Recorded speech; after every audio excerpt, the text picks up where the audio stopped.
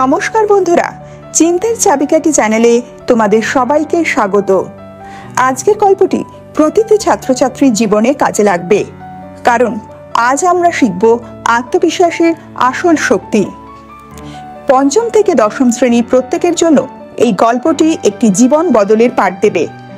ভিডিওটি শেষ পর্যন্ত দেখতে কিন্তু ভুলো না, আর সেই সঙ্গে সাবস্ক্রাইব করো আমাদের চ্যানেলকে। আজকের গল্প। একটি বড় শহরের স্কুলে পড়তো ঋতব্রত। ক্লাস 9-এর ছেলে সে। পড়াশোনা খারাপ করতো না, কিন্তু একটা বড় সমস্যা ছিল, নিজের উপর আত্মবিশ্বাস ছিল না তার। প্রতিবার পরীক্ষা হলে ঢোকার আগে তার মাথায় আসতো একটাই চিন্তা, আমি পারবো তো? বড়দের সামনে কিছু বলতে গেলে গলা কেঁপে যেত। ক্লাসে উত্তর জানলেও হাত তুলতো না। একটি মোড় ঘোরানো দিন। একদিন স্কুলে আন্তঃশ্রেণী বিতর্ক প্রতিযোগিতা ঘোষণা হলো। শিক্ষক বললেন, এবার ক্লাস 9 থেকে একজনকে সিলেক্ট করব, কে কে অংশ নেবে? সবাই হাত তুলল, শুধু ঋতব্রত চুপ করে বসে রইল। স্যার হেসে বললেন, ঋতব্রত তুমি কেন চুপ? ঋতব্রত বলল, স্যার আমি পারবো না। স্যার বললেন, তুমি চেষ্টা না করেই ধরে নিচ্ছ যে পারবে না? এটাই আত্মবিশ্বাসের অভাব। স্যারের বিশেষ পাঠ। পরের দিন স্যার ঋতব্রতকে একান্তে ডাকলেন।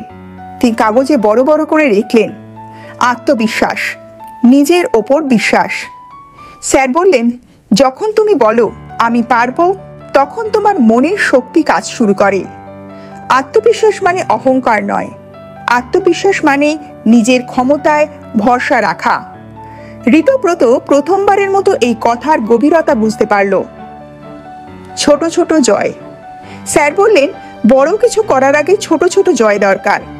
প্রতিদিন নিজের জন্য ছোট টার্গেট বানাও।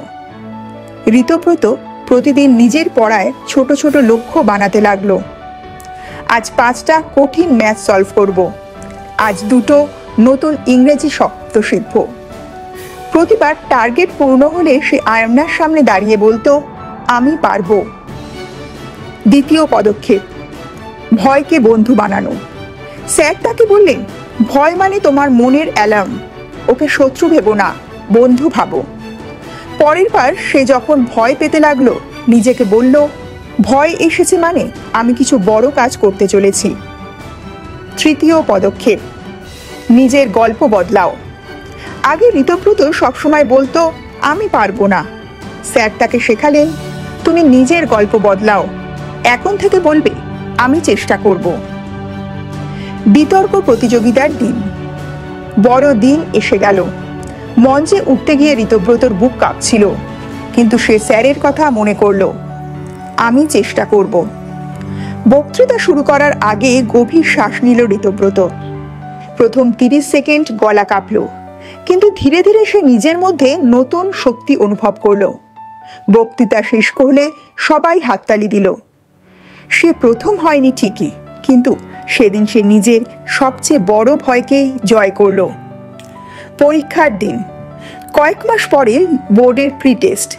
পরীক্ষার হলে ঢোকার আগে সে নিজেকে নিজের মনে বলল, আমি পারবো। ফলাফল, জীবনের সেরা নম্বর পেল ঋতব্রত। আত্মবিশ্বাসের কোনো জন্মগত গুণ নয়, প্রতিদিন ছোট ছোট জয়, নিজের ওপর বিশ্বাস আর ভয়কে বন্ধু বানিয়ে যে কেউ আত্মবিশ্বাসী হতে পারে। তাহলে বন্ধুরা, কেমন লাগলো আজকের দীর্ঘ গল্প? তোমরাও কি কখনো নিজের ওপর ভরসা হারিয়ে ফেলো? আজ থেকেই প্রতিদিন আয়নার সামনে দাঁড়িয়ে তাহলে বলবে, আমি পারবো। ভিডিওটি যদি তোমাদের ভালো লাগে তাহলে বন্ধুদের সাথে শেয়ার করো, আর হ্যাঁ, চিন্তার চাবিকাঠি চ্যানেলটি সাবস্ক্রাইব করো, কারণ এখানে প্রতিটি গল্প তোমার চিন্তাকে নতুন দরজা খুলে দেয়।